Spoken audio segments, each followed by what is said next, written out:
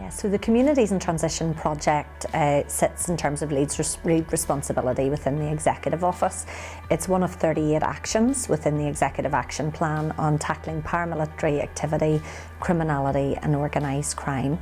This programme recognises that no one single intervention and no one single response can adequately deal with the types of systemic issues that exist within communities and they continue to grapple with in terms of the ongoing influence and coercive control of paramilitary organisations.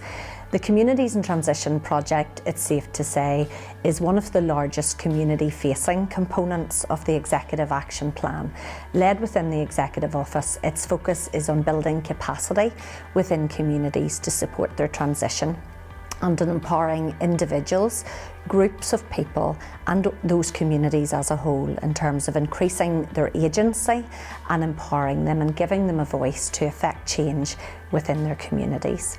The Communities in Transition project adopted an area-based approach from the outset when 8 areas were identified for particularly focused interventions, and North Down, taking in the estates of Kilcooley and Rathgill, was one of those 8 areas of focus. Hello, my name's Jo Marley. I'm a Director of Bryson Care, and we partnered with Tides Training to deliver on the CIT, Communities in Transition Capacity Building Programme in North Down. That's specifically Kilcooley and Rathgill, but some areas of influence around and about. I think the big successes of the programme from our point of view was we did recruit 8 very distinct groups, all who had a big investment in making their communities stronger and to realise their own potential.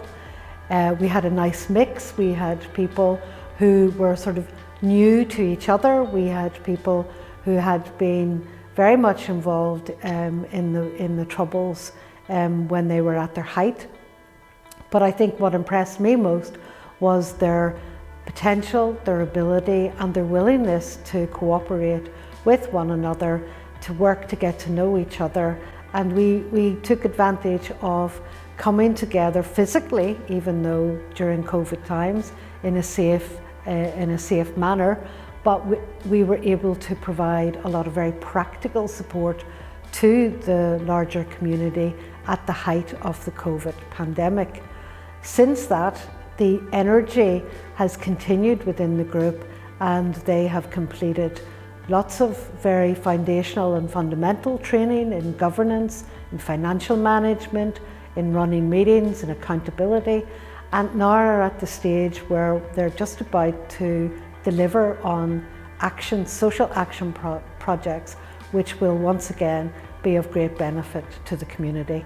None of this would have been possible without the funding support from Communities in Transition. So thank you for the opportunity. The biggest learning that we have gained with being a member of the CIT programme really is from the tremendous collaboration with the other groups in the North Down group itself. I think that has proved to be extremely positive. It definitely has opened doors. It definitely has enabled us to work with other organisations that otherwise we would not be able to partner with. So I can see that even just over these past 12 months, that the opportunities really to get into the middle of our community and to help those, whether it be in food poverty, financial crisis, no matter what that is, it gives us that opportunity to help those less fortunate than ourselves. Yeah, so from the outset of the Communities in Transition project, we went out and engaged across the 8 areas of focus. We were really keen to take the time to understand the issues as they played out across the 8 areas. We wanted to get under the skin of communities to understand the community dynamics that were at play and to understand the types of issues that communities were struggling with. One of the issues that rose to the surface was community development, and the sense that where communities were underdeveloped, where capacity was low, or where there was fragmentation amongst the community sector within local communities, that often this created a space and a void within areas that could often be exploited and used by paramilitary organisations to exert their influence and to say that they had a legitimacy and spoke for and on behalf of the community.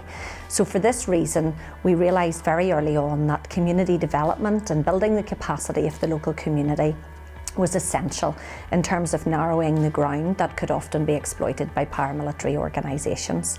So our focus within North Down has been in working with those local groups, those local community organisations that want to affect change in a really positive way within their communities.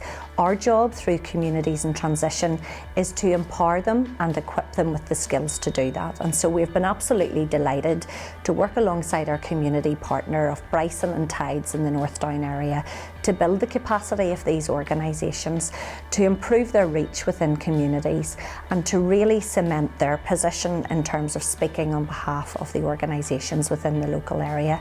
In this way, narrowing the ground for those more malign influences within community to come in and to exert coercive control. We've been hugely impressed with the work that Tides has done in the North Down area, the progress that's been made, and that's something that we really want to consolidate and build on as we go into phase 2 of Communities in Transition. Our biggest learning was identifying that there's a real problem with human trafficking within our community. Therefore, we want to work together to make Ireland a hostile place for modern day slavery.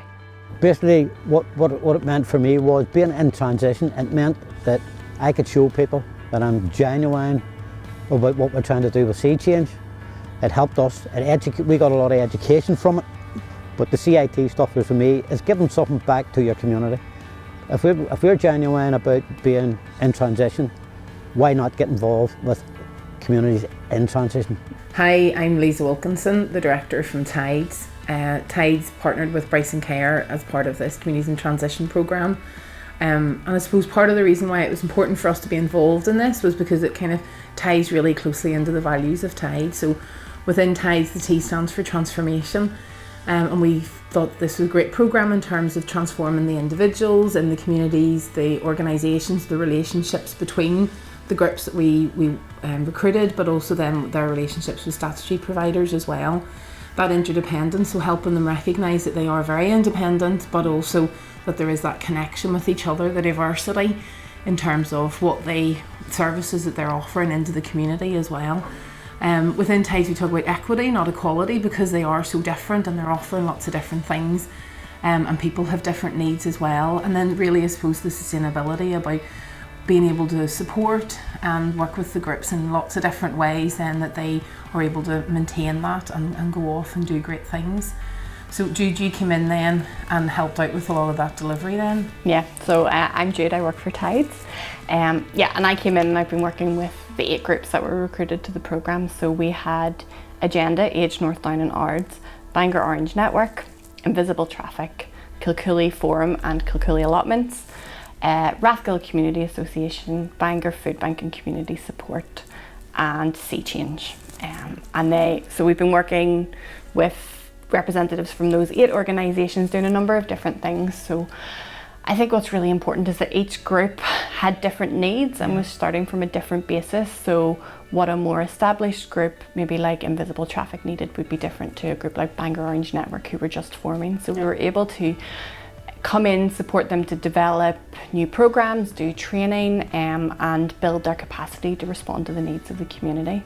And I think it's really exciting that each group did a social action project as part of the programme, and we've been able to trial new programs and deliver new services in the area. So there's a new baby bank here in Bangor Food Bank and Community Support. There's going to be a new youth suite open. There is the development of a men's programme in Kilcooley. So it's been really exciting to see how groups have taken and imagined beyond what we thought was possible at the start of the programme. And I think, just to reiterate what you said, one of the most important things for me has been the way that these groups have worked together and developed their relationships. So a lot of what we heard previously there was fragmentation between groups in the area, and these were maybe groups who wouldn't have worked together or might not even have come across each other, but they have worked in really responsive and complementary ways that has opened new opportunities. And also, I suppose, the support from the executive office with COVID hitting as well. Nobody could have, planned for that, and they have been really flexible and worked really closely with the groups, which has been great. Getting up to meet some of the junior ministers at Stormont was super as well, but also with the other statutory providers like the police, the housing executive and council. There's been that kind of real partnership working, so it's super. We're just sad it's coming to an end, but what the groups have achieved has just been phenomenal, and long may it continue. Thank you. Thanks. I looked at the programme and I felt that when it went out to call that they were really listening to the community, which I thought was very important. We did attend most meetings to see what they were talking about and what was involved, and I thought, yes, this is needed for our community by speaking to other residents. The support that we've had has been great, young and old coming in and wanting to make a change within communities. And I think, everyone needs to make a difference, and I think it's only us that can make a difference. Across the 8 areas, we've learnt a lot through the phase 1 stage. I think in North Down in particular, what we have learnt is the true effectiveness of where there is genuine, authentic, area-based working and collaboration. And what we've seen in North Down with the range of projects being delivered on behalf of communities in transition has been a real partnership approach at that community level. Bryson and Tides, working through the capacity building project, have been a really vital part, have been a catalyst for that type of collaboration at a local level. And that is what we have really learned through phase 1, is that it's not about a list of separate projects delivering separate isolated interventions in isolation from each other, but it's about delivering them as part of an integrated, coordinated plan for the North Down area. This is something that we feel we have learnt a lot about. We have also learnt that it's really important to have those grassroots local organisations involved, and those local relationships are critical to underpinning everything that's done in communities in transition. This is certainly something we want to take forward into phase 2. We want to continue to focus on building the capacity of those groups and organisations who have been involved with us in phase 1, but we also want to allow scope for new organisations and new groups to come on board, as well as identifying key individuals within communities who can play an important role as role models within their local area and as voices and influencers of change. And this is something, as we look back over phase 1, I think we can all be incredibly proud of what has been achieved, of the impact that's been had, and the really strong foundations that have been built for the future of communities in transition in Kilcooley and Rathgill.